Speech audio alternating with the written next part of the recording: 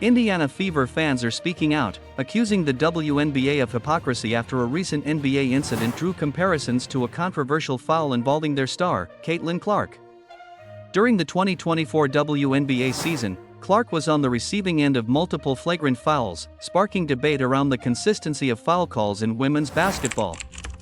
4 of these fouls were committed by the Chicago Sky, and one of the most controversial incidents occurred on August 30th, when Sky guard Diamond DeShields collided with Clark midcourt, knocking her to the ground. Fever fans were outraged when DeShields received only a flagrant 1 call, allowing her to stay in the game. According to WNBA rules, a flagrant 2 call should be issued for contact that's both unnecessary and excessive, leading to an automatic ejection. Fever fans argued that the nature of DeShields' foul met this criterion, yet the officials classified it as a flagrant one, resulting in only a minor penalty. Critics quickly labeled Fever fans as biased, suggesting their calls for a harsher ruling stemmed more from Clark's popularity than from an objective view of the foul. However, these criticisms took a hit when a nearly identical situation unfolded in the NBA. During a recent Boston Celtics game, superstar Jason Tatum was fouled by Charlotte Hornets forward Grant Williams, who ran into Tatum while he was dribbling down the court.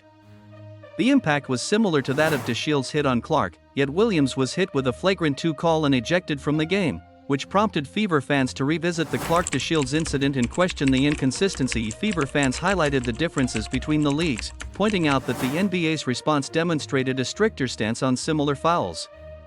Many fans feel that Clark, as a rising star and one of the most watched players in the WNBA, deserved the same level of protection and respect that NBA officials extended to Tatum.